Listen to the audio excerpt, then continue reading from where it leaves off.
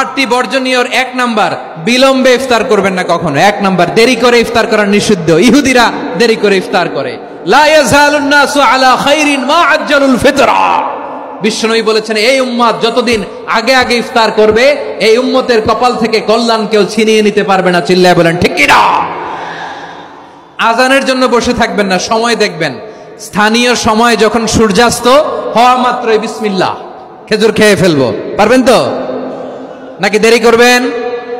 2 number, রমাদানের পবিত্রতা বজায় রাখবো। কোনো তর্ক বিতর্ক অশ্লীলতায় আমরা জড়াবো না, ঝগড়া করবো না, সরাসরিও না, ফেসবুকেও না। করবেন? কেউ গালি দিলে বলবেন ইন্নী ইমরুউন সায়েম, আমি রোজাদার।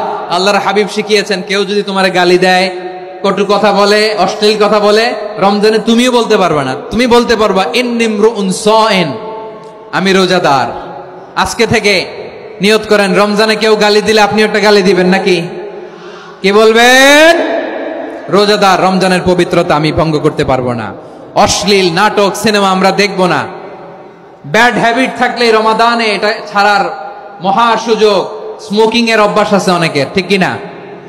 চাঁপাইনবাবগঞ্জে আপনারা স্মোকিং করেন?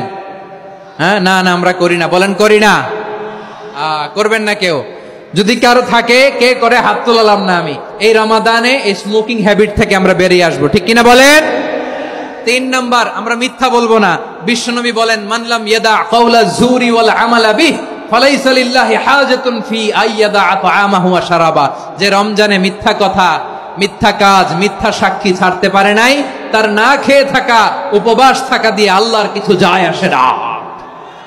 এজন্য মিথ্যার সাথে আমাদের কোনো সম্পর্ক আছে? মিথ্যা বলবো না। 4 নাম্বার, অপচয় করব না।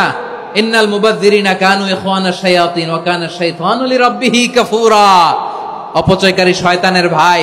আচ্ছা, যে শয়তানের ভাই ও নিজেও আরেকটা কি? শয়তান। যে শয়তানের ভাই ও নিজেও আরেকটা কি? অপচয় করব না। ইফতারি করতে যে আমরা অনেকে অপচয় করি, এগুলো করবেন আপনারা? না, অপব্যয় করব না। 5 নাম্বারে, রিয়া, লোক দেখানো ইবাদত আমরা করব না। লোক দেখানোর জন্য নামাজ, রোজা, জিকির, তেলাওয়াত, দান, সদকা এগুলো করলে আল্লাহর দরবারে এগুলো কবুল হবে?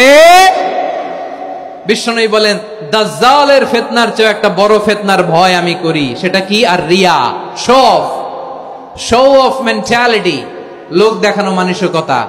এটা থেকে আমরা বিরত থাকবো ইনশাআল্লাহ। 6 নাম্বার, অনেক গুরুত্বপূর্ণ। ব্যবসায়ী ভাইয়েরা, ব্যবসা করেন কারা কারা? হাত তুলে দেখান তো আমারে। মাশাআল্লাহ, হাত নামান। ব্যবসায়ী ভাইয়েরা, অনেক অসাধু ব্যবসায়ী আছে, রমজান আসলে নিত্য প্রয়োজনীয় পণ্যের মূল্য বৃদ্ধি করে দেয়। এরকম আছে না নাই? এগুলো করবেন না। মজুদদারি করবেন না। পণ্যের কৃত্রিম সংকট বাজারে করবেন না। আপনি লাখ টাকা কামায়া ভাবছেন যে রোজাদারদের কষ্ট দিয়ে ধনী হবেন। এমন রোগ আল্লাহ আপনারে দিবে, কোটি টাকা দিয়েও আপনি হাসপাতালের বিল পরিশোধ করার ক্ষমতা আপনার হবে না। খবরদার। শেষ বয়সে দেখবেন কি কষ্ট আপনার হয়। আপনি রোজাদারদের কষ্ট দিয়েছেন, আল্লাহ আপনার সুখে রাখবে? আল্লাহর দোহাই লাগে, আমার ব্যবসায়ী ভাইয়েরা এটা করবেন না। আরব বিশ্বে আমরা দেখেছি, আরব বিশ্বের ব্যবসায়ীরা সারা বছরে ব্যবসা করে, রমজানে ভর্তুকি দেয়।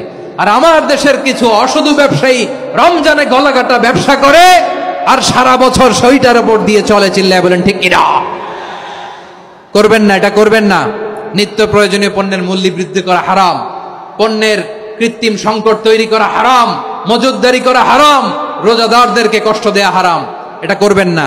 7 নম্বরে সর্বশেষ কথা, অধীনস্থ যারা আছে তাদের কাজের চাপ আপনারা কমিয়ে দিবেন। কাজের লোক, ফ্যাক্টরির ওয়ার্কার, স্টাফ, তাদের প্রতি যদি রহম করেন, আপনার উপর রহম করবে কে? এই পবিত্র রমাদানের 7টা করণীয়, 7টা বর্জনীয় মনে রাখা যাবে তো ইনশাআল্লাহ?